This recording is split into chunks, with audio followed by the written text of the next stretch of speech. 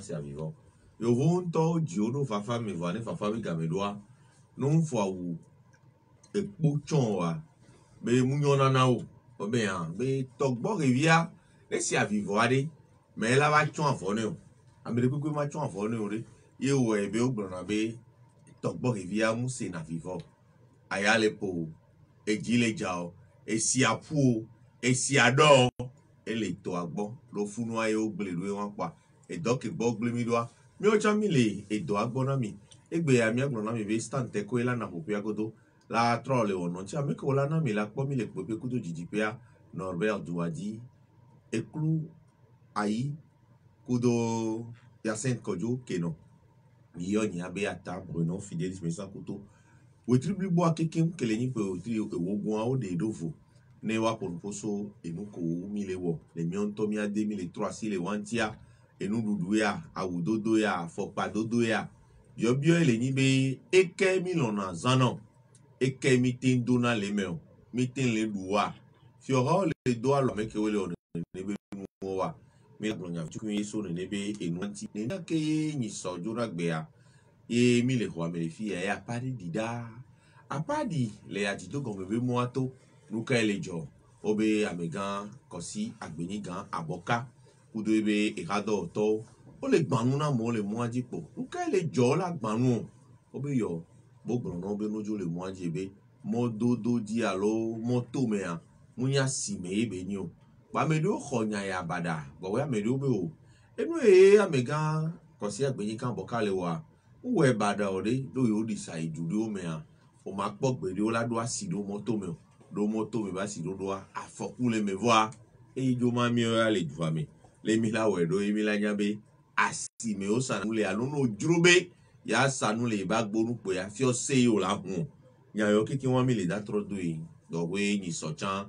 e dogbe de rakoro dare ni ba won waro covid-19 be do le be nyan tia e be o si bebe e do yo lo be yo gun le togolo wa e o be yo pe alo do e vire wa yo atrona le mi no na gbero san wa tro hunu za mi atro no no agbea egbeade de mi si abota le gbo susume ye mi la gbahunu inu la ya ba we ni soare ha so de le mi ave jo ame ona be si le cœur change le monde change bene eji atro po hi a chatrona ba we de apare de be yo kho de defiant be yo egbeade defiant be nyagbale a be nyi ngo se be de defiant kaka ho to be nyo be yo be de defiant potore pe Benomu Koko Amegan, Sylvanus, Epifanio, Komi, Olympio, Bentila Kukua Bova, Mia Deva de Lefi, you were choke Giano Abe, Togo Joa Point Fafa Biodo, Togo Vioa, or the Sigbe Trevionene, Ye Togo non wall is a Hosione, Enyake, and hey, Hasso Seco, si le cœur change, le monde change, le blonde, de Olympio Homer, la Tensia. Et du là c'est la sorte de mais togo nyonu nya hosi onya wa do munyabe asosere koyobe fam pyramida e bi oso nyonu osibe firare pepe le pewete wo gwa me wa no da wi bo tembla tai bo nto chanfa de nyonu ole wodo dia mi va mi awe son va hwa me bo aigbe a le hwa me mi la po tanti eme esivi gbocho tasi aguto tanti eme wezo yo aho me to fon ni so me to da gbe ore nu ko da gbe ko nu a on to gbe ko nu a on to gbe jo ikonu eyan consider le maison do yo Ricardo yawa da gbe nu ibojo je taya lo npo nu ibo le ta npo nu ibo la wa ba kotare alo design yepo yo la dame de me si gbocho mi la po Blaise ko sala no yo be Blaise via ma gbe we la to no ba yo be secretary to na bo no ba yo be church ho no to a o fine me sia me nyana be ebe mari re be church ho wa ba ko ya pe pan ko mi da Blaise sala we zo o me to le viore ni so be do donc il soit eko consider les besoins do ils font kere enyo ele wa me anyi mu nyolo obe mo di consommer local et biobio les nibe we triko so dare le Togo kudo edu ameni kewe bowo yumoa bepe we triwo gwa wa do vivi nu ko antole wole wa de antia mia biobe mia de le fiare nkawe ni mia debenu ko we milon na zanama mia debenu ke o milon na zanama le amsia kudo ebro doane ni de gombe le Togo be juabe akugobe nu tomea na mola do akume agbogbo to a eblio so dani vane mi Togo be jua edie heda epoe amedo anemi akposo mi le pode mia onu na wo he nemi va yi mi atotoji togbo a do du na fufumi nemi va yi mi afofo temo ogbo a wacha fufumi o mina wa magbon be endudu be gome won no so pode npom na o le gbogbo de ni de komi so du na o chon le vovovo no so po mi abe enu dodo be gome ha amesi amedo alode ke ebe so do na ebe nu no be mi ano mi ade ko nu be awudodo me fifia igbe akure amesi amele do batakali voa afido wa muni wa debe nu dodo le ego vovovo me eye mi abe hungbe alo ewe dudu hadidi kweto ochan o le mi ade ko nu be nu owo nu ke kaflan nyemate ngbo be ma le o keke o subo gbogbo re wa ma be mi ade be nu o kure alo enu zanzan nu ko mi anto mi wona le mi abe jumi yimi zana mi zane mi dona vivientima wa dontia mabe na awo doa amedo le onyi Togo to lo mu yi amede gbo fe bi eyan ade po ni ma so odo ye bele glombe ele bi ebe gardien abe nu ke la gbo amonu ma gardien abe kalisako ebe yo enu wa le funu fifi akosida de ke ya yo mu po dégager po ma wa to le to na be enu wa mede mdu no la ho me le fi yolo va ni be oyiple molu kudo ndo le supermarché aye jona jino ye nto wa ni gbekegbe ye akume va dro ya la ple ma sime 100 francs la da kume la du ase gon mebe ka flan wa o chan Togo to ke po yin vo anu ko mi gbona be oyin mi adebe nu o ya o mdo na vivi nti o enu bo nti o do na vivi wa amedo yo le anenu ake kaka zando ye o mudu woku o mi fufi o ke wa me won wa mu yin Togo to oni o nene nya le kure won fifia abe o le do nsemi de na mi adui alo mi ado vivi won ti do va po ebe ame sugbon le ji la o chanchan na ejuta to be nu ko le va e gado mo to chejo ona na mi sigbebe enu ko le so juta on le va ne mi le zan o ya mi awe le ni ame ko le defion be mi le mewu alo mi nyemnyo mi gbona entre guillemets be mi konkume voa mi adebe nu wowo mi anto mi adebe nu wowo ke nti mi la do vivi do wa be mazande e gome ni be mi ami jo ti bo mi anyem kan do ji o wa ne ma so le nya plogodo wa ne ma gblo won kin gbo e no ay amigable mi adebe nu wa kenchi oyo do na vivi alo kenchi amo do na vivi o so ku iso so no o pa mi agbagba ke meji kaka kin gbo te ton pa do nya bitukiri e gon be Clé mais le que français on a pur produit de la culturation quoi et quand même que mi les filles à nous les blancs pas c'est que les nyare no mi la authenticité les Togo les nyama nous les blancs mais mini c'est Togo to van loi Africa to van egbe a konka na blanc clé métis au minimum là to vio minimum do nyagbon yo voix me disito wa be agbe no do mi abenu su o me ale gbegbe be ka egbe ke mi le do yan to jan amecha chon ete do ne ke yo gbe ma do alo ngles be ma do me wa alo gbe bu ma do mo egbe an to tutu gba le vere gengbe ke mi do na ya ngles be su bo le be kaka le gbe ke ego biobia be gbe ani a Togo jo ni dure que ne be nous les non voilà non so Burkina Faso be non le non ça façon d'Anfania on va oublier na yawe mawa le mia hamia gbo fi bo yin nu amele la gbon gba kon ka be ni Togo to ba wa lui à Nigeria Odora Mawa Beni Odora Mawa Odora mi to jan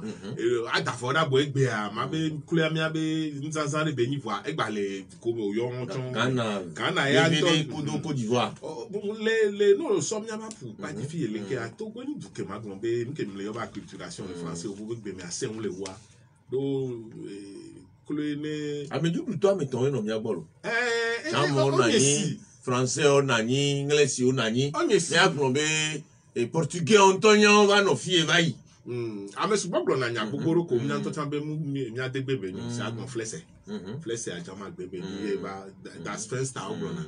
e ba ni flese ko gbo na ka fo o se ya danu an to tan ka fo na lo nde nígbà le don kunu won ro ke o be mi abegbe ame gbe nto agengbe ko do na le se anye ya o la po be mi asubole me ni am le gbon be no so apupa ji fi anu le gbon bukele acculturé que yo voit mes visiteurs nous ti sugbon wa mi kula mi awe do no o le pom na gbe no no re nyam nyam ke ma te so fi spécificité le Togo e me le gbon gbe nya akume nyawe o da akume le fi amedo so na pri da amedo so na po da amedo so na bu da ne vo akume no ba ibe Ghana ha da ne no yi Benin chancho da ne do hile no me bu me le Côte d'Ivoire jando on le placali non le bon spécificité be nya ni ke ba ni de Togo vi o be no akonke gbe ke mi le a ni mi nan ke ma te do son le o to vo be mi do na bi mi be jole on ti be ademe aya be mi awe da ne apa wa ya mi so na be gbe da ne no alo abo da la mu de si ko so mi a fait de laurier pour nous son père on suit kaka o ma se mu ni te si wa kolo ya mi di sabile le fi ala po mi awo na no voa po so ba yi me nke kolo mi yona fe me kokko me le temps asinya wa to go to wa egbe a nke mi yona nouveau riche o subo le gba me avec o ja ye me ba ja fara na kwa ke o be on pa mi a pore won o be gali mi a me ro ni mi po gali sakore ka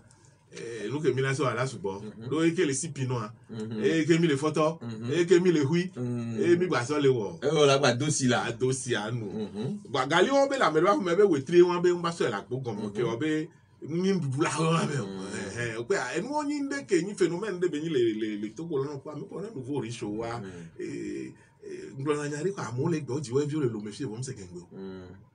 faut dire vers l'homme on se gendo français pe pour dire dona e beni glo wa mu glo mi amele pe ndo français gbe mi fe mi po wa mi se français gbe mi se gbe bo cha o le pe ake o be to gwa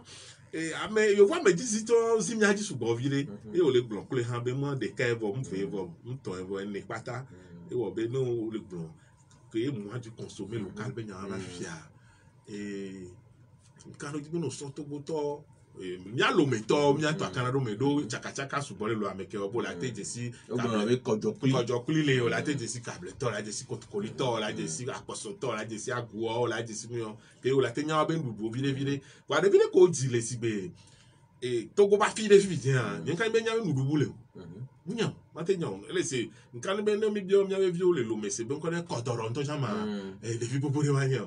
o le zenge ni gba go me no bi ebe jesi le ko na eso alo mi am le di la gbon kwa le ko to na feuille de baobab le ko to na ni a mi ala di do ti mapa c'est nous on est no gbon na me le nya gbo fi bo na ma te se comme intention yo vo viti gbe nto yen yo vo viti gbe ajwa tro me kokko do ke mo renga be nya le ba fifi a mo le zen be gbe ale gbe go me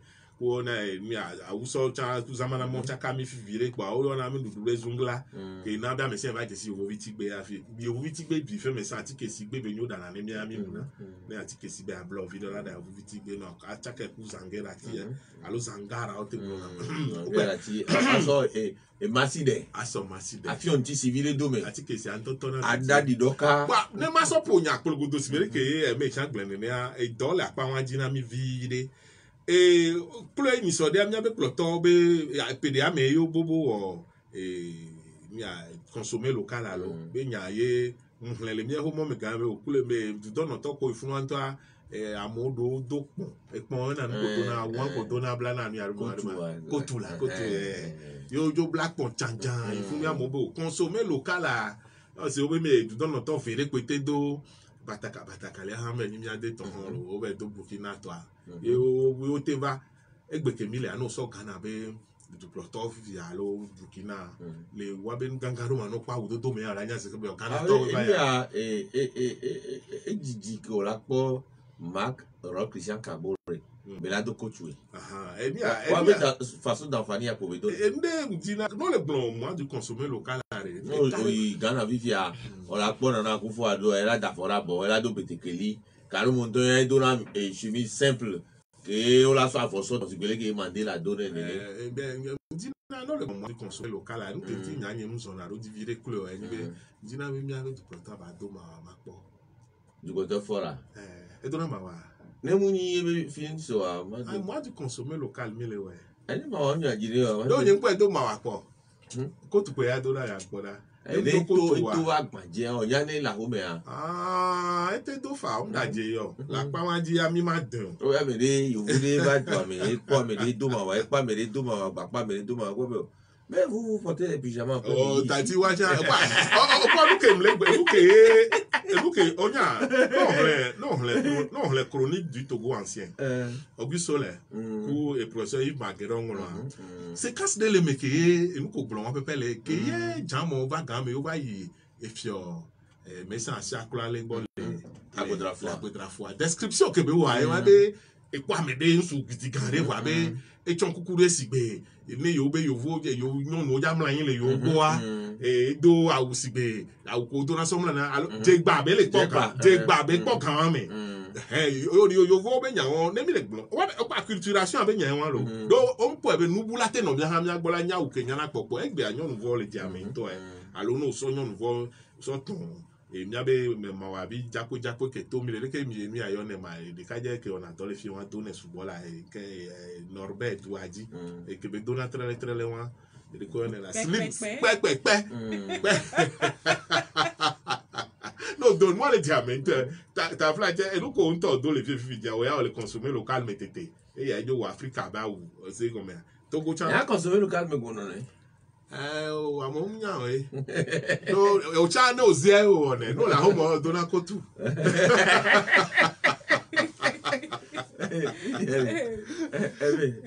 ça des gros place toi consommer local be nya ko le blanc nous à Burkina Faso le président de quoi de mia be dans la façon d'enfant mi abe to yo vi no bon mi abe to yo vi a on va bien on détail nya ko nyo yo e swam mademoiselle Vovora mi abe vi nya nyo ne mera go elo no to agwa ai pali me ebe bel sœur direct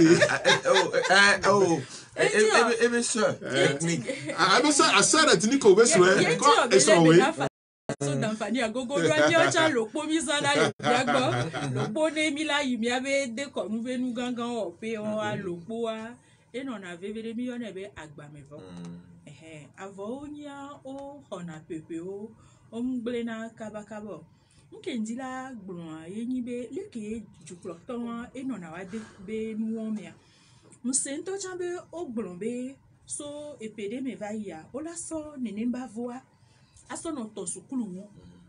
magba ni o pole ke mi do na kaki le fi won ye la ni wa be kaki yo la no do e won o le pendo de vio mi so kaka vi fe me be nya debe nu o po jila ne ke la ve play façon d'enfani aton una de vie e de do sukulu ade ambekele o lopo ama no lopo a e la o lopo e la na be e cha e gala no e gomene e la nya be le o tore mbanyi kaki ko le wole America yemi la no play le fi o de do kaki amo le chemebe e de ke no do bo na nglang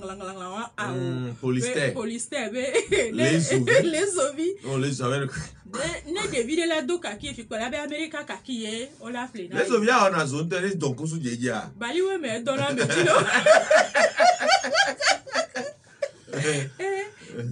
ne edu edzukplɔtɔ alo míabe ŋkɔnɔtɔ alo ame kewo nyi míabe kpɔwoe alo míakpɔ mía ɖokuiwo le wa me yewo tɔ nene be afɔ ɖeɖea míla wɔe okpɔ ke Barack Obama va zikpuia dzia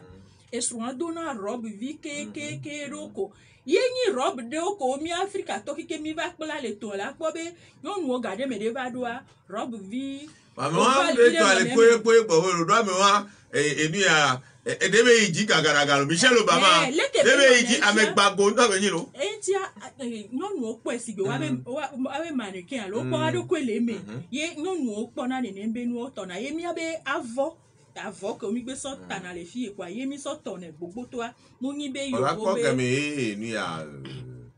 edzukplɔtɔ Patrice Talon ke va zikpuia dzia gbegbe be le dafia dzɔgbea esrɔ̃ avɔ be nu simple de ŋutɔ kpoe be do sɔ vi de dara be dze nyuie de fine ehia be bava eple yovo be kotsu de ke ba do kpo kukua la do kpo ta nono ne de sa de ela no ko le ke si be chicha bi de ne a o de e danu ado ta avɔ simple le ke kpoa ele do ko me ni hia to chan egbe mi be napi mía to mía be da ke mía mama opo na be nyina chi zido me anagoda ko toa ekwo be adidodo nyemu contre adidodo lo o va le gblẽ gbebe edo enu ko so le do me abo le gbele nu le mía chi e na be egbe anyonu gbogbo do ba ngwa be effet de mode chan le eme amo le we nchama we amedo m le second mi va on to awo chan be eye la wo fia français yo voa ejuko kekem yo ho yo duadia opo wa be de konu be nu otambe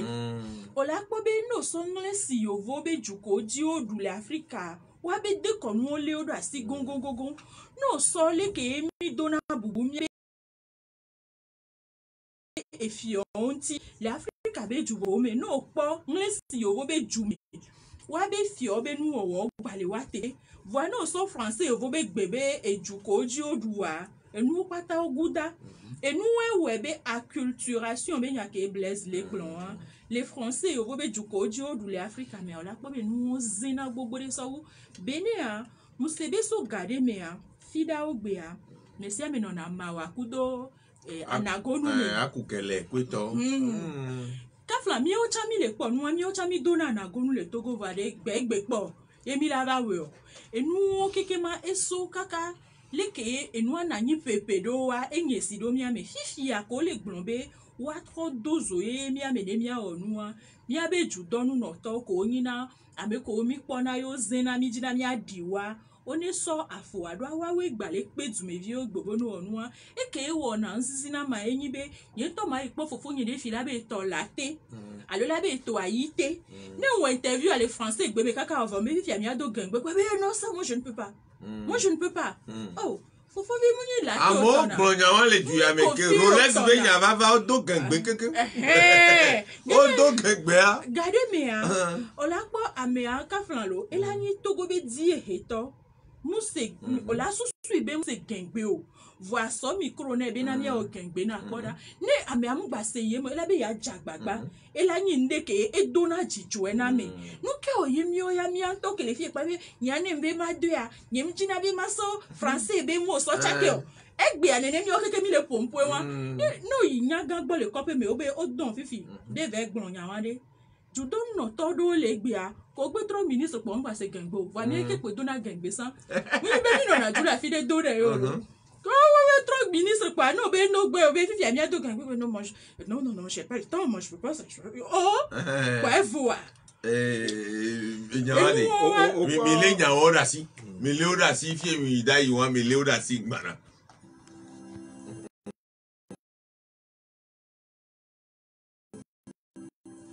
Clémé au nom les 95.5 que l'intu voyait via Bojan en a fait nya kakabe moadi mele globé egbe mi gbale lon le domia tomia degbe jan ya degbe antobe dodo etrozu chukara nami e kaflan okpo mi abe do ya nto chambe o me no le do gangbe am do kona se be na we ado o mu school po eji gangbe yo o be wa ko ido abele fun po gangbe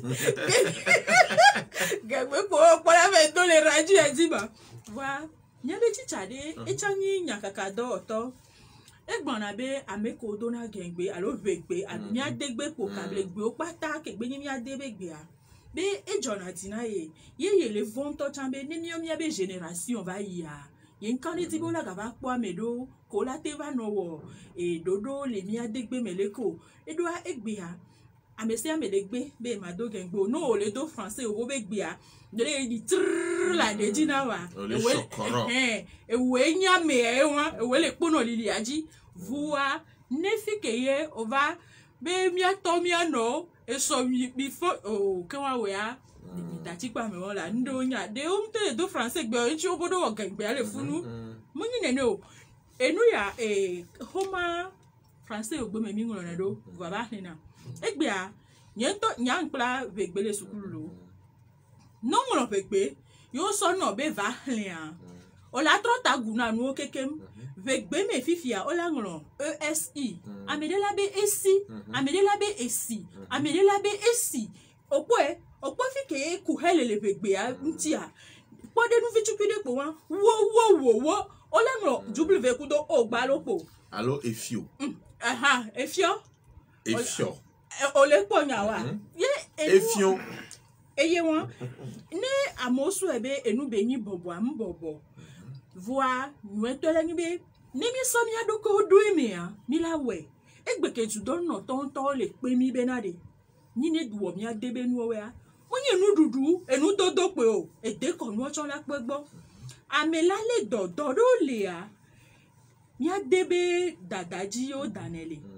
kak eje kaflan endolia odola de gomi no le jojo mebenu meye musekpo be o enu un reportage de RFI be Cameroun à lo Congo be zuleme oyo na ndebe arbre de la vie no diwa afiko di ape ameno odua ola du ati do edi obe odu e ba ve le juame no le do yo le dadu ado am le form le botane wa oyi na funu arbre de la vie au moins et yo la vekan o la dano la fon la gan amene la be amlimae nyanya we nye matende gomu nye munya fike suswa va sova na yo one nembenu egbe o le ke emile na do video sigbele ke mi le gbon wo bi ti gbe ko to wa de video le gbe na do manu egba anu so te mowe ma inu me na ogbede o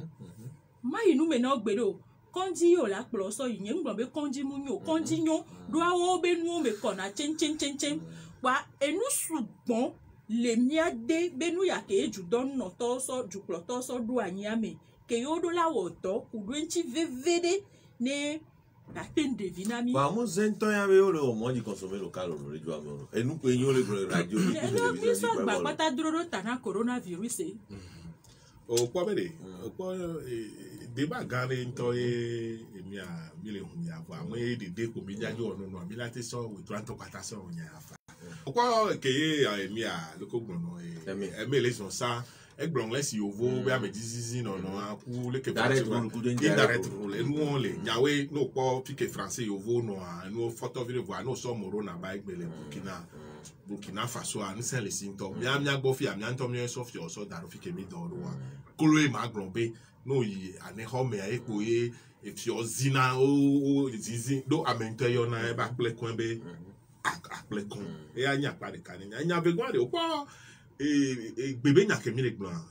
ameko dire lome mse na gengbe ameko dire lome a creole de o mi dona le lome creole dona nya lome to chaka be bere be ni mi dona do nya gongblo do le ke le lome mo gbon ma pa sado mle gazé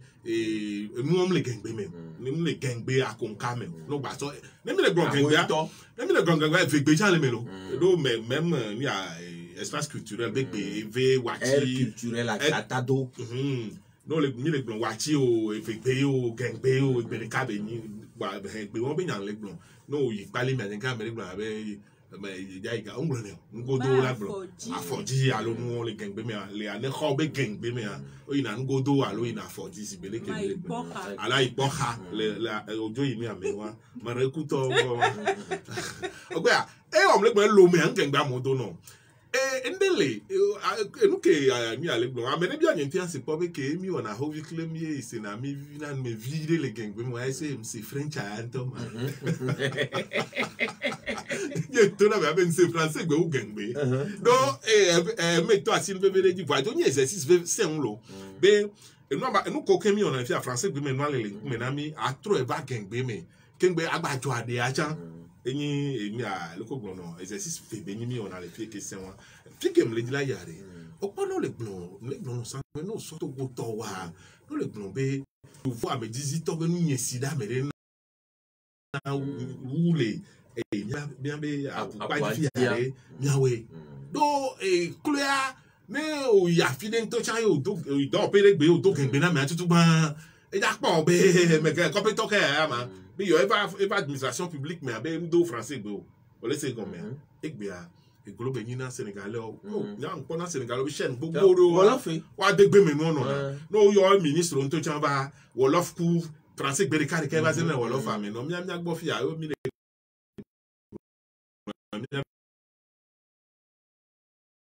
kenye muni togo be fi eto se afupaji to ye be ba lo me a e be susi gan gina be ase gan be do gan gbe pa modo na le fi e o ye gina gbagba jije no ke me be le yin pe na me de abe ne do gan gbe a e ya ele jaba plagbe ye pa ele enu be yin le c'est pas s'intégrer enu be yin le o ko acculturation ya ke très profonde le togo quoi na o so togolais ye France ne o do gbegbegle le bo amu alo o do nya de gbegbegle le bo amu de la fune o bedo français gbe po ne adengba jona o la coca kaka bo ame wa le gbo mi pasado le ko gbo na gbegbegle ele ti gbe de bi o gba sikudonu gban alo se gbo me a sikudonu alo agban e ni nyare kan kuma ha wa okwo be enu anyi nde ke egbe ole bi obe comment du consommer local be les ema nya le gbon ne le to nya nko du pronto ado ma wa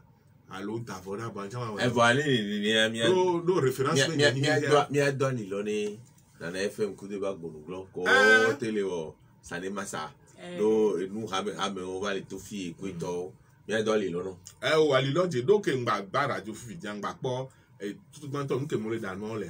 à topo ani ko topo ji ko le dans le funu cause o je bolé le funu mle po ga DG ke hole nya e yin tombe o do pa wonu adesan pa he po mo be agomadizer no le bunu subo cha nu fun nya wa chan so le do do me fi pa be ma ba ha nu vire le fi bo ne ndidi vo ma be do nko ayi ku mo le funu so nu do iwe nu subo le funu da le libe nu npo no da cha ne mo le funu so kaka me yo enu na kogba me hanya na popo leke ma enu onyi nu abo wa di sa ba ko e kogba de amere ko na bi na de jona na ya idebu me awo egbekeme o le yo nu ale a eye mu gba je ne o de nyanya be mi ami gba bi agbo be vegba donc aya no be e kogba e be podi va munyi edi popo yo va vegba ele si gbe o ba gban ne egbe a e ho afisi afi kudo chan nya majibe ju ploto wa oni so edo do o me mi a degbere papalare notre vedi obe jude me a ne de violateurs school dia e mi a degbe me ye ne me innocent le aussi va so bi be gabe ne me no yin mi la ple kakaye mi a degbe Ghana fi ya ne me le on ve alors hoton ho te o la va so français yo bo be gbe no we ne omu a mi la ngabe endo mi la edo la chi anyina mi ah de viola c'est mo go me nwere edo la chi anyina mi le ne mi va si be mi a dogbe aye mi le gbon kwa mi ma ga no du aya gbogbo de be njesi amede nyeku mi campus a munya me ko na be navio munya me ko na be nagan munya nyine kwa ta video bobo il sait que oncle et gabe na tante evo mu de fois lo meton ton e baby jiji be yin lo meto e do le mi a di fi ari mi nya be le mi a de le fi a mi sia me jana baba yin so yi mi le fi a pare di be nejo so enu ya atiku me gbana lo be amega abo kamere be o monsieur gbanu be jango nke jo mo be yo be abo ka kudo caterpillar gbanu gbana nke le jo obo gbanu gbana la pa amo agbo ya me gan bo kan to wa pompo so e gbadu kudo nya kaka to emi nke le jo le golf 5 kan obo opération de Nejwa amega avocat et les ni god 5 b etato alo eye be men apla u gakli le gbon mu gakemento chambe no préfecture e woni nembe dodo ava ipo kan be mi kule do de salagba le ko do le fi kaka avec ko Voilà, nous banou grand meilleur voilà. Ebe eju amepodi, ebe so gbelonu. Ramba go va do afi vovovo so mizon so agbalepe do station me kaka mi va i 2 lions. Et nous e wo vide nous ala no ipe ame nyiwo ya lo pe amandran ejiji.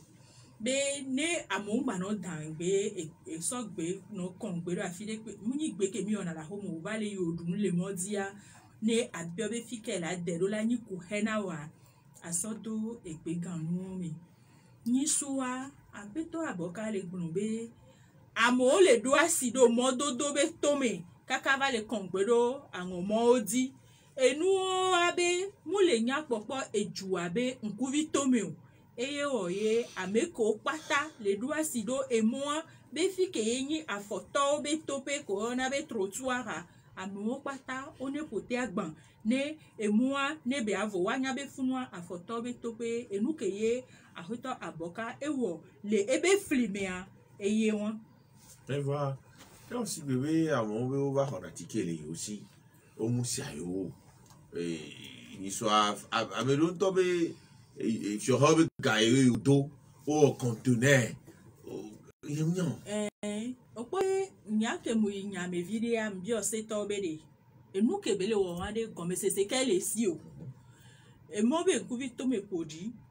wa po gbone be anyo ni oju me vi o chuchu gbonde ni nyabe mimdola do asido awon mo abe fike o mdro do won wa ifia ese to ale gbon na mbe na de ne ese gbon be onewe a ke won enu kebele wa mi le tepo wa ne ese gbon be o ngba we wa ebe wona ele tepe be ese mu de nene mbe mo be wa do asido mo aji o ifia ese ke gbon be o ngba we wa ahoto aboka edola no te do se waji voabe bave no te kwa to na du kon me vi obe ju abe nkuvi to me podia nenyi be se mu le blombe amongba wewa be ne woni ne abe munyo e ya nyinya buke ma bave di voa le blombe amedo le ju amia won to hohoma fi oha ke po e na hohoma be do asido funu ame won wa nenyi be olava ogbanu be operation ola so abe homo ke so fi obe yo ya yo hohoma ne yo ate àmọ́ sọ ma fi ẹ kó sọ ame ye wa tike kwe to sọ fi ẹ bó bá lè kàn tike lè yóò sí. amedo chuna tike sigbale ko gblea ewu le nyanya mena municipalité alo ejugbonugla ifi ale ko le we won do la so be homo la troyi be an nyan to we na mi homa be mi le do asido fi ou bien ele gbonbe tamnyo wa be homo ko wa eku homa ke na o mo bo ne no funwa homa ku ni be homa ku akewa olagbanu no ni be homa wa lagbe ayi ne wa trojo do ape ese ome be gale gbon to chambe ameko yele nenembe nono me amea nenyi be ejidudua demono be wa we ahoto aboka eya ele ebe edoko so da sine me ba wo sige mer nenia ye me ebele voa ju comme vi ko do homa wa o pe do am le gbon be amede nyanye kudo mi do asita mi owo do homa nyem do homa va ke yava ye ko ta ebe lokom be ne so no baba do ya ncha ma baba do asia va nyem nyabe homa la si o ole kwa fifie entia enu o keke me do la kona ju comme vio ne wa nyabe fie yo le fie yo mulu amigable o sea para dura o pare Bruno mi a ese be nya e ame ya le bro o na glo se be yo tu dis pas on rappelle BVD les gars mais et do Mary Golf 5 wari manu alo mene dawe anto chankaka mina no se be ni ko egbo ne mgame ko da kole funa ndo mjo nyawa mtibe so kenya alejo a no te po BVD nyato CDP ato do ko ja da kole fun kan me donc be ANC CDP an ya kolo c'est 14 reliquaires il va c'est liste CDP ato conduit liste nous que le dire là do nyabe ko ja da kwa gan me ko no la da kole fun ye be to be nu ko na be alliance naturelle là na nyame mega bokero ani mer le fun egbo ANC to ro ani mer ko c'est 14 ton nyabe ko o mo je da ko gan me e ko ameye do mse décision me be proposer non rasu soko pankodi du ame yo wo list so ya ko wan propose no wa me be no ya o le d'accord si bele ko wale mairie bo so ko mairie bo ne na voir e ko amea c'est 14 représentants que les gars mais société DP a même d'accord ne venir ye monsieur avocat so ni maire le funu rappel moi rien be bia o do mairie moi nem la lo mene a me wen gbe wa mi nya no se no alo e la no pire lo alo la no moindre e a ni rappel historique di ma o le de nyawa me e fe gore e no kenti le di la gbono be no se be nyanya le di la gbon kaka wa e du ke me secteur informel ṣùgbọ́n bójá ṣùgbọ́n wú fi ọ̀há dọ́ wa ní wòtírí kúkú dọ́ wa ní òyìn plọ̀tọ́ ní òjá wọ̀ sẹ́lẹ̀ fún wa ẹnu kè fúnasí òfin náà humanisme àrùn ọ̀nà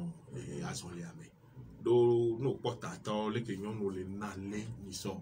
ó sọ katapila lè gbà mọ́ bẹ́ẹ̀ gọ́gọ́lọ́ àló gargot kó wọ́n wa kú lé àmẹ́dẹ́ àdó pẹ̀npẹ̀n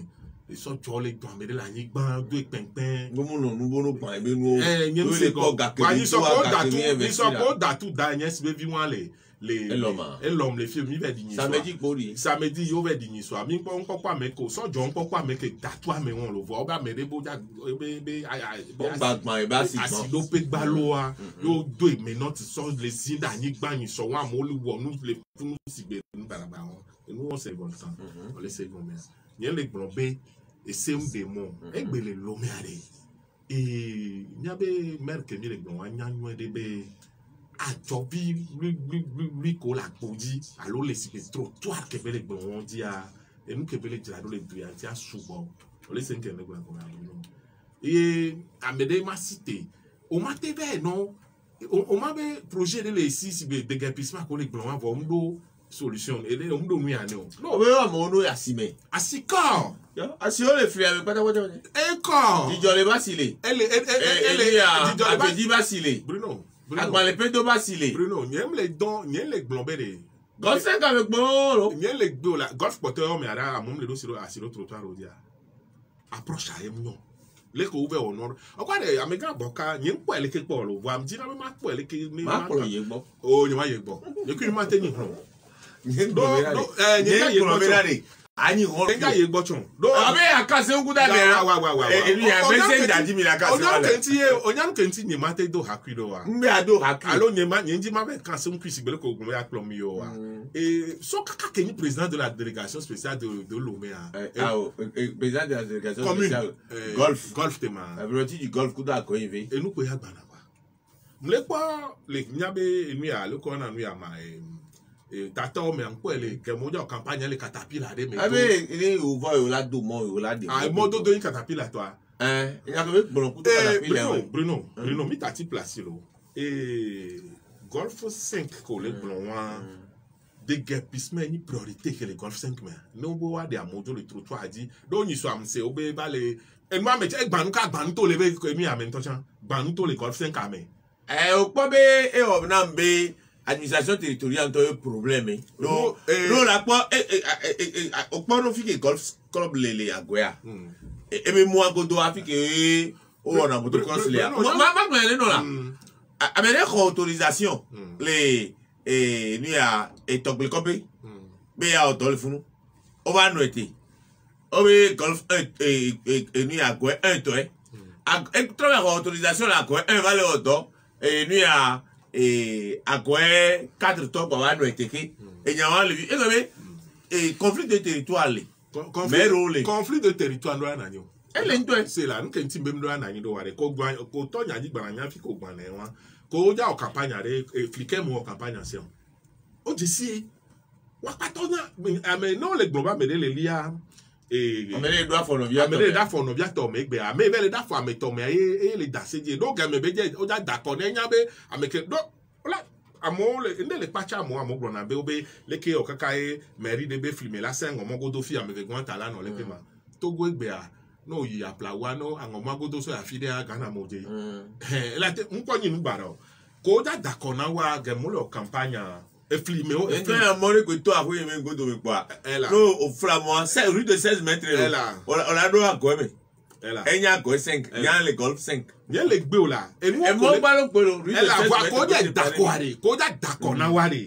e flide mo wo campagne le wo jesi ke wo be empiètement oyo amelo le omunya golf mo le omunya akweke mo mi ma fi golf on ni ore mi e wacha mi gbon yan wa le fi so ga mo to no ajbe empiètement ko wo ni lo me wa be la he conflit va lo me a e conflit en fait conflit mi gbon yan wa e susu ke jo we ro egbe a e le he tukara ba egbe mi a golf ke me amega boka be le je egbe a e golf set me kele funu e meji ku ha ka me be le unire ne de to be habu me fi ami la be politique ba jiro le wo e ya fi ha de ka me to niveau conflit de territoire compétence be nya li pour be nya be le hen tukaraba mi gbon nya won le fi be le ko le fli lo me so le o fli lo me unu wa e la ma hen tukaraba susu enyi be no be lo me ngba kenja lo me ne ya susu ko panko ijiru do mi nya nya wa mu nkele go mi gbe won amega boka be nya le to no be ne o le gbo ba si o subo le funu nyɔnu ke tsa do asigbo vi de ko to e haro la jo asimele asigbo abrino o pa le nyɔnu e asigbo le la conteneur c'est o la nous conteneur to e be nya e conteneur ko le gbon wa mo conteneur don ta mo to sa sa le metike nyen pa le gbon conteneur no ke le jida don na wa le en sociologie ne game so projet de va o pone be coup contre coup allo na o do ebe ida o de ko bele yo ma de guerpissement ko le gbon wa o le gbon ba si o mu le amola yo ma étude ko wo so no anti po be de ameyo wa ni awe mflen gbogbo re so nya wan ti gbe be ye wo réunion technique ebi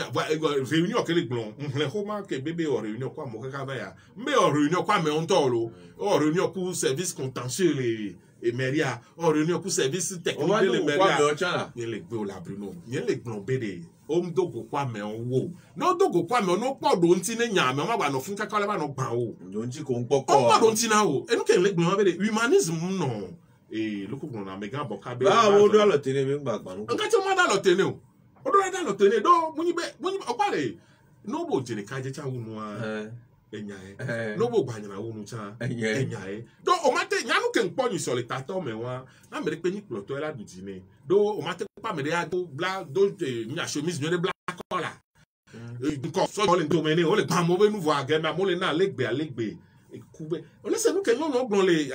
yemi ifuno nya ke no blon on no se vidéo ko le funo c'est le que nous no le na le do et ou vidéo ga me na we rentrer tiens on peut amene bien benari gayame iwe état d'urgence sanitaire we gayame que amesia me hocho ni so pour les vieux auto school dit un povo auto school fait bien première tranche un povo et payons en bana jilon le butame leke yo le da wedo ne yo tenti agbewe so pe adoa yo la jinde ku kore review ajinde da no kwito o be wele be akodoka fi se que to alo yo gba le won do menade yo adoka agba plan pa yo koro nuajia yo va panu Bruno ne ko le blanre déguerpissement e go mbe kasa déguerpissement e go mbe kasa déguerpissement ni bo ne dia mojo ye alo mo gbe waju ore ola o pare le ko le sonya wa re we be le sonya la le ti mo le tenya ro ji le tenya ro ti wo o le ti be ya bi o nya do ya le bi nya e o pare et c'est nous qu'on appelle loi elle voilà loi il y a aussi la morale dans la loi et il y a aussi l'éthique ne mo be no be esele nya glon ne no be si be o be coup feu si be ke mi on a coup feu le Togo wa ko o be coup feu ye kafla lo voyez c'est ça be coup feu le 18h voyez si be et ameko bo no po coup feu di po ba fa no de c'est tana la ni ba e o po si be minute ama ton je kama jo ma te se gon me ni afabe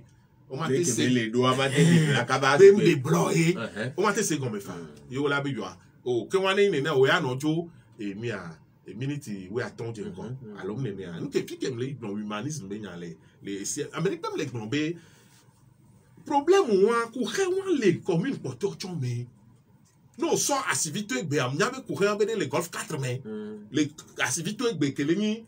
wo le don vivi Voilà, oh, imaginez, bon, là, son catapillar avec ma mobile. Alors que les Jurassic Victoria, et à Bono, voilà, déguerpissement, qu'est-ce que mon Sidoa, mais ne pas comme approche ça, on a trop tout, Funouane. Oh, mais on va nous Funouane et Pécou de Noa, Djewadi, Nojo. Il y a les deux là. Approche, mais fille qui me lève, approche, mais il y a mêlé. Va golf 1, il y a bon. Mbana, et bless les gens, voilà, c'est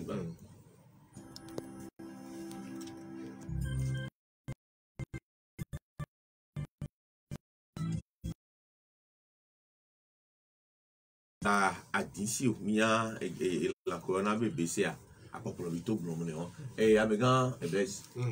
you ma hogbe ala si obe ma ba yo go le golf me ya e no collègue blon a pepele bien ka do di be ke mi le fi de quoi o va besito we tro meni da pour gagner gagner ku fa gaton me va plein sol le funu o pa no ke jola le funu bo ka di mer gomaro ate so caterpillar la non connaît black on la quoi à son dos fou nous quoi et on le globé approche quoi et nous que mi le ya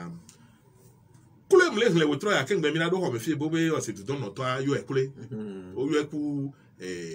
ame fe gware ma e di kunu ku o se préfet du golf a chan yo be oh encore ogbonye ọjọ́ kẹ́lẹ̀ kọ̀rọ̀ ó máa mẹ́ à ó mú kàmínì o jákè gbọ́n bó kàmínì wà kọ́ ó máa mọ̀ ń kàmínì ó tó ẹ̀tẹ̀. ọmọ òfin mo ti rò tẹ́lẹ̀. ó dọ̀ka lé mi bọ́ gbé ni onyàrá le zèle ne conduit à rien. mais quel est zèle o mẹ́ra bọ́ ká ẹ̀.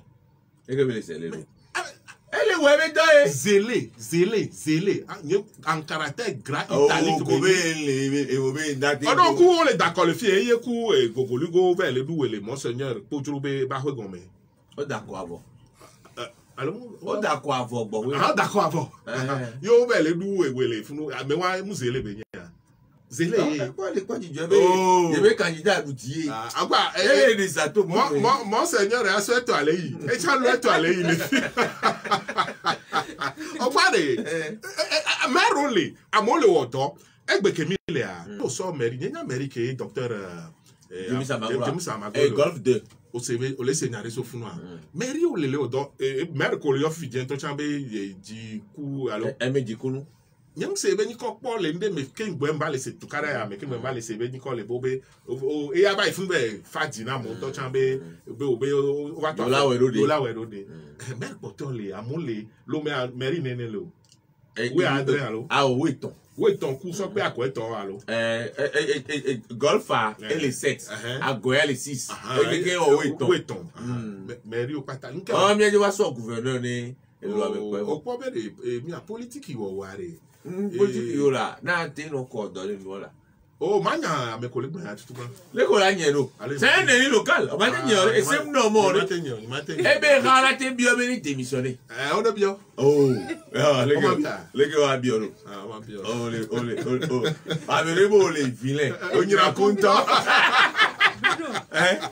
enya kemle glosa senya to kembio nya le globede sigbale ka hoto abokale globe opodi nku vitamina tu e be do ave nku be o le do mo yeye la do be senya to le globe na muni problème juridique yin no yo be do ave nku ne sia e glombo ne we la we ne sia mgblo wa o ma we ti fi enya ke nyam le bi o ko yele ne sia glanke o ya ere ka pele we ale pour la tedile. Vous n'aimez pas le beau. Nous créons nous a dynamio. Nebele nenea. Odola do gbeju. Gambe neni nu yebe hojuwa kekema. Intercommunalité. Bruno, il avait fait aimer les glolo. Il avait fait aimer les glolo. Do tonya. Evegua ndagbe yi ba no va mi ato ke nyam so sokudo amegan boka be nu kebele wa opo agbada honu a egobi goro shon ko si meke we o enu ya e wo e chambre du commerce et d'industrie Togo e wo omu de na wa ya jona muni trochu ajiole a ne ova fabro mi la be bi onyawa ne obe ado ehun le funu a e mo ajin tonto la zon lo ameko sona gobi goro me no ton quartier commerçant yin funu quartier commerçant quartier commerçant. Fille à quartier nkayo. Eya moye yi o le do na. No jo le funu o pa campus be kwanti a. So pan ko pyramide. O govia o le funu bi fia. Blanc blanc. Chambre du commerce e we chan. Et nous, il y avait un projet Béni, bon, on va des jours les chambres du commerce. Non, ouais, n'est et tu avais un coup vite mais quoi, alors? Eh, ouais, il y a quoi? Elle est harmonisée. Bah, mon bagni va trop à dire, et moi, les trottoirs ont dit que, voilà, et moi, je le founou, mais les gars, ben, to founoiré. Non, son, yo be ya noté, appelez moi, fi qu'on l'a garé, Rwando. On l'a garé, Rwando, mais on a un coup vite, mais on l'a trop bloqué circulation. Et n'y a pas, on l'a trop choumo. Et moi, ben, couvito me coule le con. Guagnang, pas bien. Golf 3, golf 3, mais. Y'a cafla. Golf 3, moi, j'ai mis le golf 3. Comment ça se fait? Il y a un tout le monde. Ah, bah, mal, pour le tout fléau. Le message est mis, j'ai le sous ménage, golf, néné, on a moulé sous ménage. Ah, oui, pour le toit, dollar. Développement, quoi, là. Miami développement, il code, mais, n'a pas aller que, n'est si ja, à Modunaya. Nengi be trochu acto me pe kuya et de ah moi le golf 5 a jamais si dans le golf 5 mais ils ont calé pas na quoi et donc quand il met am le sonya on quand met am le sonya a file pour son et son là et bien et les bio nya vevere sanre et o le gno inter mais les bio nya les bio nya ah et les gno nya vevere intercommunalité be nya laisser même comme le gno le gno be kulelo les règles nyo mais am laisser bo le gno be ne tomber si be de gars plus même ko le gno be nyo là en harmonie les communes on pata ba ni et doré ka o le gno be amere ko la to di be me le ko gno be mera be aboka be me koko alonde on n'aime pas le beau ah bon e ba gboji en to ba gboji nje se ba ho me e ba gboji abode le funu mo je di he yin be pipa gakpo to le funu e mi ameko so e pipa be ancien garoutier la so tro ahwe le funu ni do le di be la we mi nya won la o kware e nke mi le gbangba o si be gakpo to do fixation do mera bokaji o action ke be oni soirée action ke be oni soirée mais c'est gbade money chan et tout que memi le to di no be so secteur informel be nyawa ke le non le ke amon boja mo lo le dunware o mate si te pole gbanu sankar nene o fi ke nya le de funa le nbli boa me wa e la no wo le ko no sia allo apetis ete wo nu apv la ete we peton la voa amon ba no so ne ko o le gbon ba si Amérique les sibe comme le blanc le voici aller sibe petit de les bois là de fumer tomber boja agbonusi tradition beni le miagbo agbonusi owa tradition beni le miagbo le to bo atofie kwa chambre les kan ele masipon asime kwa moyi no even no interest me na ba o la chambre pata oh ye avant police megbe asipo beni spontané nyanga wo le me oku kekele wa asi ale vire botole akole bisi me asi spontané oni kwa mère mi a komado le be o déguerpissement le funu be do amo ba gboji petan akwa enu que les blancs les mi alors qu'on éthique alors et moral vite cuire non azon les amour et couloir o la ko be Amérique pe ntom le ni ali lo le nya fifiare et nous que même blanc et Amérique ou les blancs non menare mais lo vez au moins soni so et so ndeke ya changba to mo Amérique be na rebe ni npo be adomi fun yin no alo et avril 2020 yo améliore investissement de moi to bo va et yo be investissement be o le da do mo ko do mo avoye e o si bebe e mo nanu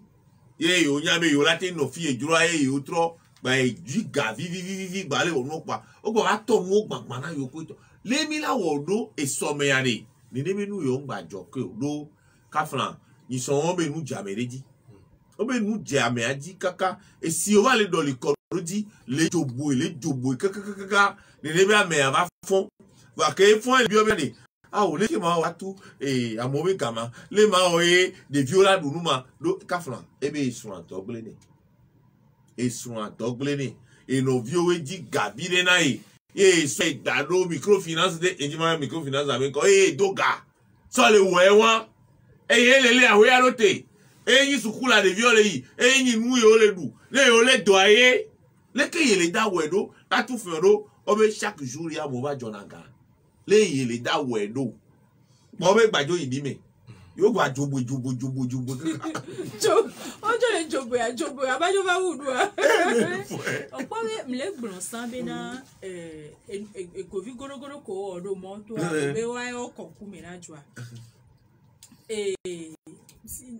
Dodo ya ke ahoto abokale wari. Ameko die nti ebele gbele nule ya.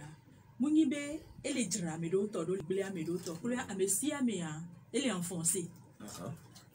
Amesia me ke douane alem le nommé. Alors nous quand on les ou les fous on les pon dele me les devine. Non, on va fola no igbese se agbegbe. No balé du fait on do e so abe to me yo la tin va tu fait en fa. Enche nyam le gbon be esia o onene agbe to be san esia o onene na mi ani kluvina eseo.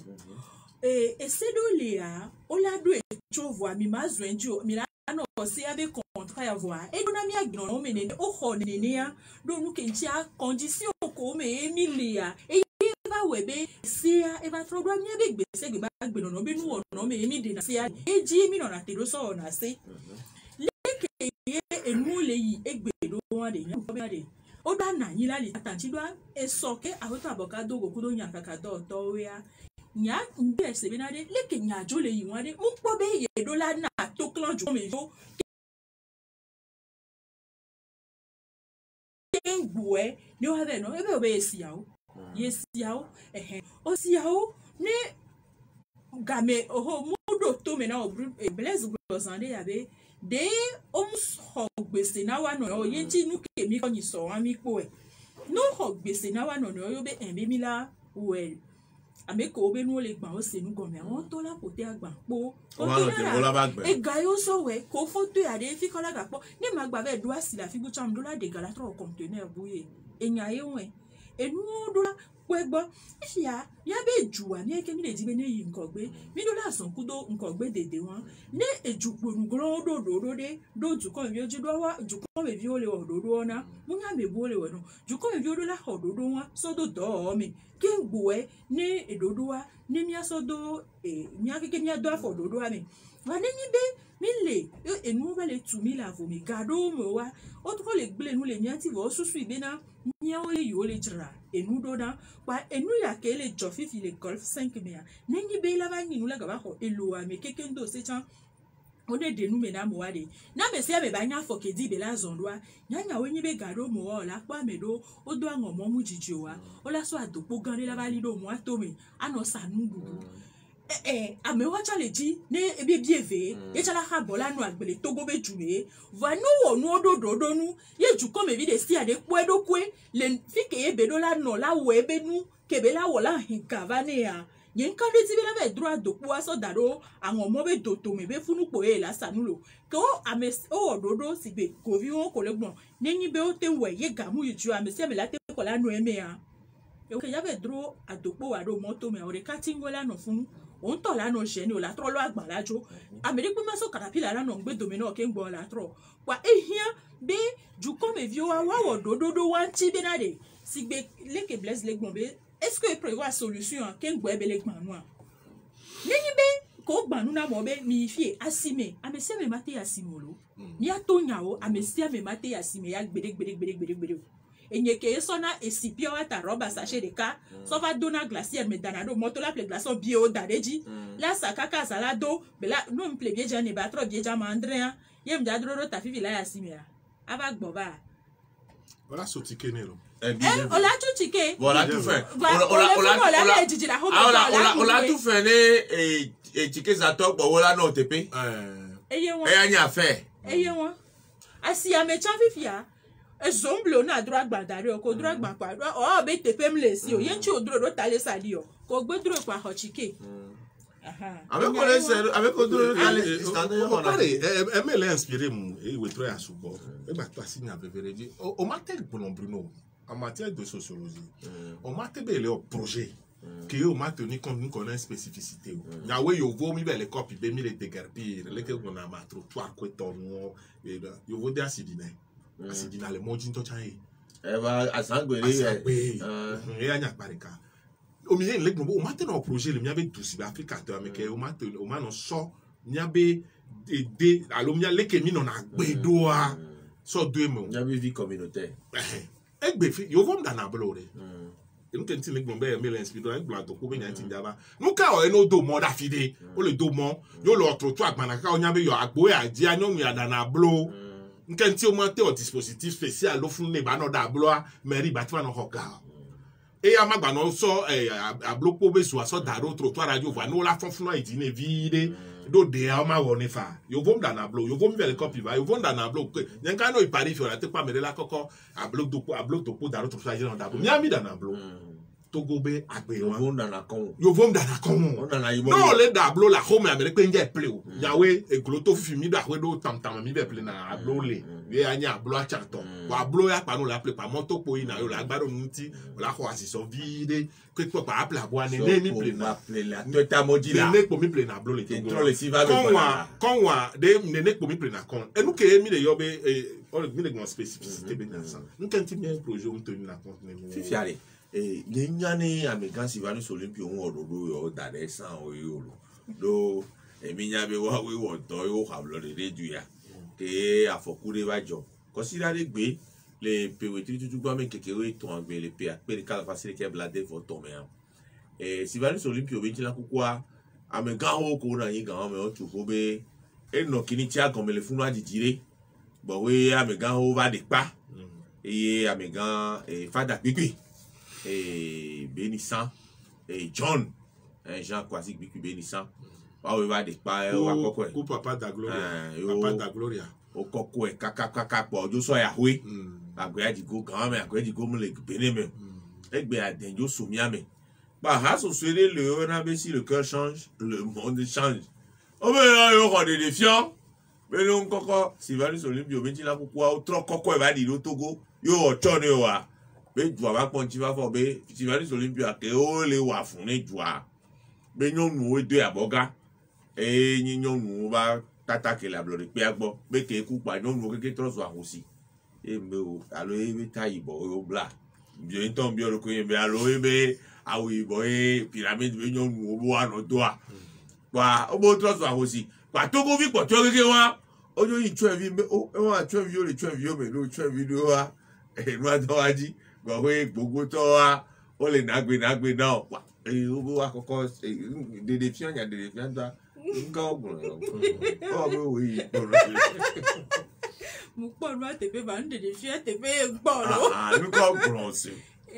tata epo oklo be ele gbon be American Silvanus Olympio amuni be ele dowe ku alo ekupo le pomeye opo o wiye donc ele gbon be le mi ade be konu be wo onu opo mi abe nya chuchu gban to atrovalo na me ku nene ame akuzogbe kuye ebe lubon ebe kla mpopo jijeme alo mpo fafo ne bele nene ka flan na me kuzogbe kwa alode di odinedo voabe egbia efikeye odi amenu gbe alo Togo be juplo to chuchu gbon to adoa ngba le yin Togo be anyi gbon le ko ba tro mi abe ju adoa san ogble be Togo e won yo vo ameji dudu to be nu ona me ye funu va le yin bene be jume egbe be odola tro koko egbova ameko ye edekonu benu meye ole ankrelea ola te se gome nyuede be enya ya ko le gbon ele tepe chuchuchu o wa mekeye omu dutuna nu wa ela no si be si ole kukodo afi ha peji nene vo anu ke pacha nya le nyame ya ele nyi bebe Christo amekele ponkwa evangeliste ye benyi o bible abe nya ko gbon na namia nya nyemunya akpake ewan lele me o leke wa Christo to le gbon be o ne dia mezogbe ku o ne o leke kwetan o ele gbon be na de nemi tro bible amia Joseph ke novio sabe ba ti Egypte vani amenkuta gan si bebe premier ministre nenia be ke be trova kuwa okoko egbo ba hwe yodi be Yesu Christ ke be ku ya siso gantia o mutati do atiso gantio voa ohwe yodi le wa gbe be dodo wonu mi gba no so mi agbe be afode de o ko ji emi silea so dangbe agblɔ be tɔtrɔ ɖewo va ne míasɔ tɔtrɔ wọn sɔwɔ awu míasɔ do alo míaxɔe kpetekpete be eyawo nyi nyuietɔ awo ye ŋutia be yewo ya yewo dona gbe ɖa le cœur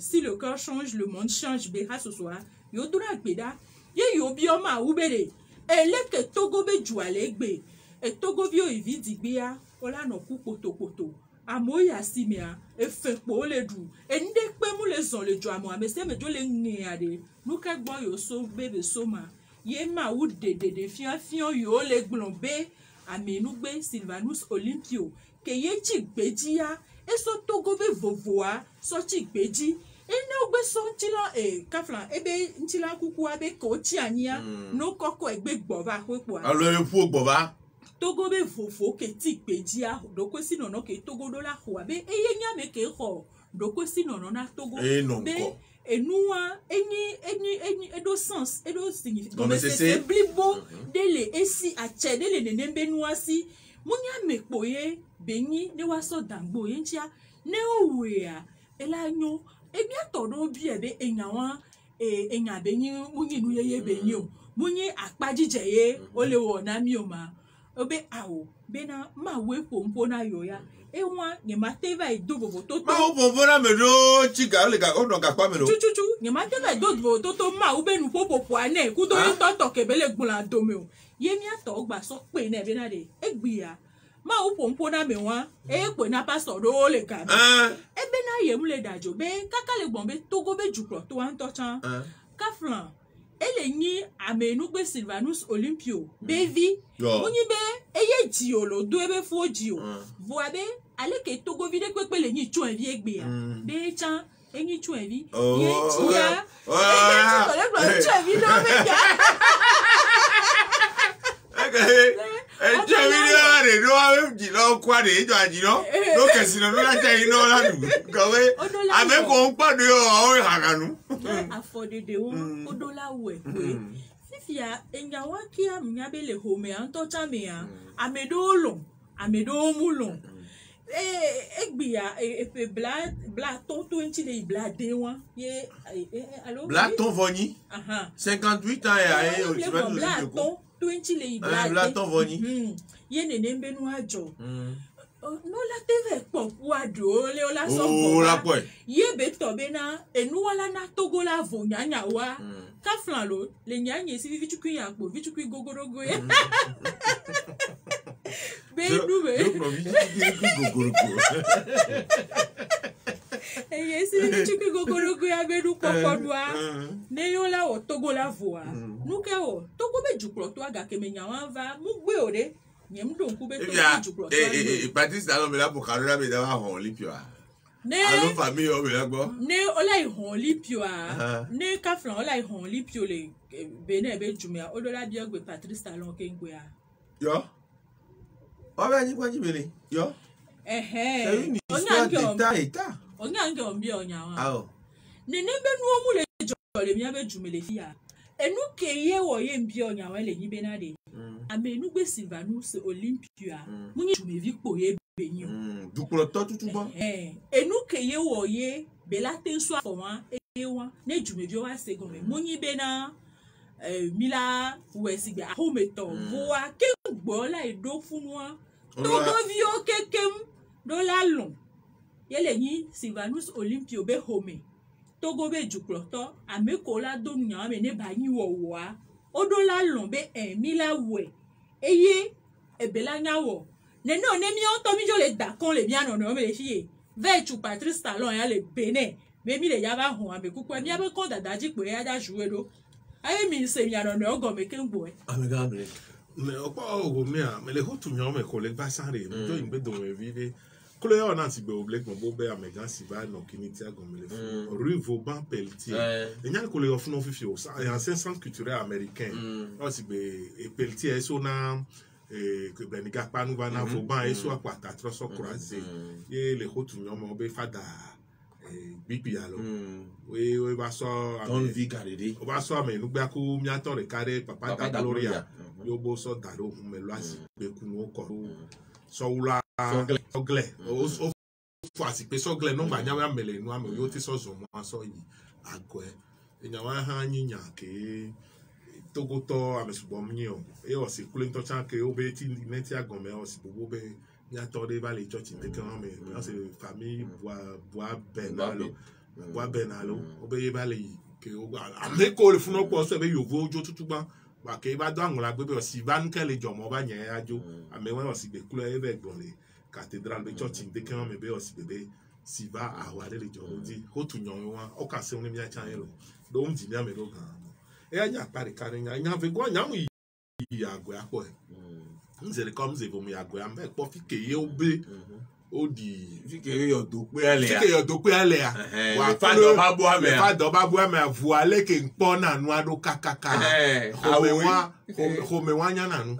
ni kan be abo ame funu ya ye ame nu gbe alo do o si ahome ame nu gbe antole la goya wa goya pe do wa ba ho ame le fun chan nya ho kokore mu we chan no ko church kwa sanwelo yela no ko church kwa le busi me kwa no so lo mwagodo le busi mi o me po yi wa ba ho ame le fun ba ekpe ale ble ni ga me fun mi be dana e plaro di 3 janvier ouais les communaires o e a nyin kan odi be home wala awu be yen do enu ejoga me do waji o ma tati nene be ndo hihe nu na me baba ho yo pa close le ya me so ahoko to wo ne ame to la wura be nu fa wa ko ya po be la no ya wa la fissure wa yo te pe no o ale mi ji ami la po e we ale la ke o ke me le bi abonu ntu e wa be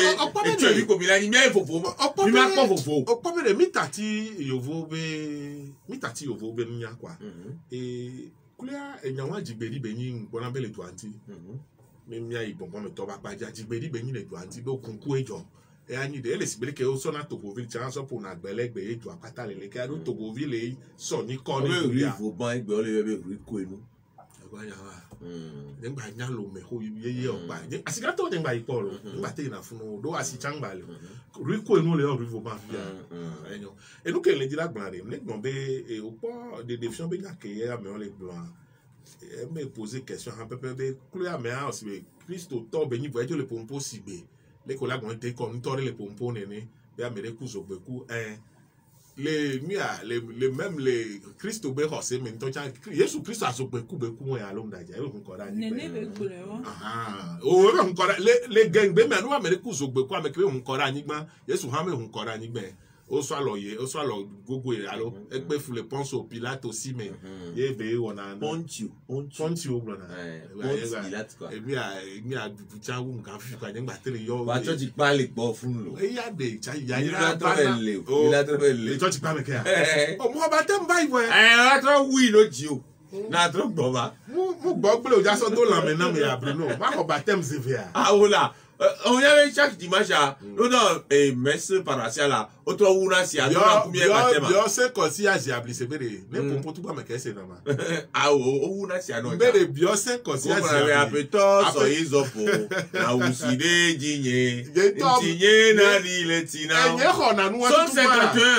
na nu atu tu ba la Bruno american se na bibi ne Sainte Marie Reine du monde de Beaumont la evo inyaji yem le glo no bere no so ba gbon ba pa jare ti pe ye nyinya wa le sigbele ko gbe so Togoville chan so gbele ye Togoville ke de ni ko ni to ye mi le gba ngo mo tete mi to du wa me ye nu picture nu fitin on le to le funu ma nya egbe a fi obe nyo ba sugbo wa Togoville la théocratie be ni wa egbe a fi obe nyo ba le sugbo le funu yo vo fio anta no glo na kengbe a fi ojo le funu o mle do bubu na o e won kon ni jigbe ni le jo anti kulo ya egbe ando to dawe ya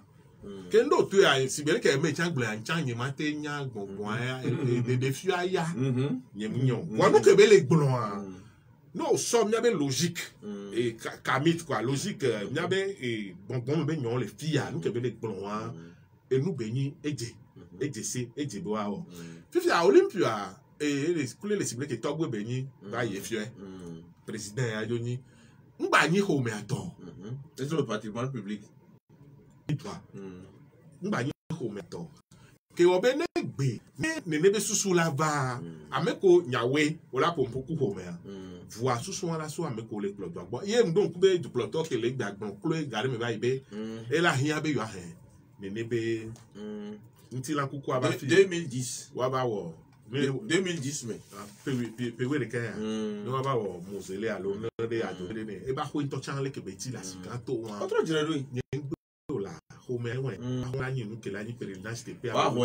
la remercier wa so musée o ma ko e no so musée ho me amere mla ho ame so to vone e ho me do ko le fun la te we ho mo la na ho me vo na me o ja wo ma don chat ma te view wa lo me kaka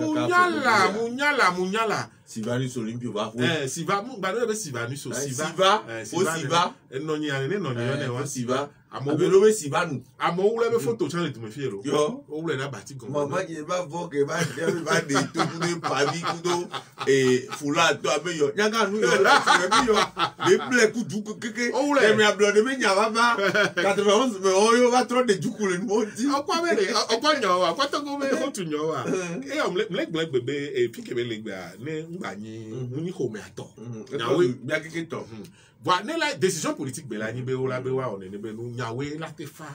ndo so yi tonton ba pa di ke ya me ale gbebe no koko e ba fifi yo va di le fifi po mu la fa e chan yi mate gbebe nyawe lo alaji do wa chan azon li be nyon son kaka ba do fi ko do ken gbele de be nya do go voilà vivi be et la vivi ke to be ko koko nkruma gbo ba so Guinée va di le yakra kuma sekra Guinée be kulele ni ya se kuture gbo et la vivi be e ameko le plot e do la te so courage wa so le ko gbono wa do se wa do ko o kanle a pompo ku ho me a bere yo ne he ame ba lo me fie wa jire be fundo ameko do la parti politique gbogbo to ko keke le gbe o panan ko ji duwa wa ko to gbo be oni d'obédience ablode anu le gblan Olympio be nya ablode wa nyawe amogbo na be fotu be ne ko gengbe me mano ablo me mano jardin me allo dia mano aya ho pe fofo me ablogan me et nous public quoi ablogan me amu esprit ablo ni a le ke mi gbona mami be ndenya ablode ke Olympio gbona you are no ablode me fofo me la le se ko gba couvion blongon we a gengbe wa chan mi ba tra jira nyawa do gare me et on me donne un exemple à bloguant mais et ben toi quoi et nous ne vers mais la vivi et la nya c'est ça mi da kwena mi sibele ke mi do to mi se mi abe kwa mi be mi agro corona be nya wa be corona ba nya ndo wa cha mo vile kwa corona to yo wa buru émission mi mo de fou histoire mi la yi mi anya ko be fi o le gbo me o le dada lo le nu ti vivi si be le ke o ngba ona concert o ngba ona théâtre ku do to wa et nous il va trop de bon bois ouais va za graduellement mais la trop va nya dit mais ta pene Nestor Glo que la popia kudo va vous et l'autre le nous tia a pene no be du adia pene fokoku eklu ayi kudo ya sen kojo ke no ko wena mi pomi e mi se mi ame ko le jidipea no vinu su Blaise Sala so ti konu to kudo tasi aimé et civic bucho ke mi bo na be tasi agupa Pawe no mi agbo le kwa mi yo ni abe ata bon non fidèle spécial koto mi abe do soto be se agbe toi bye bye.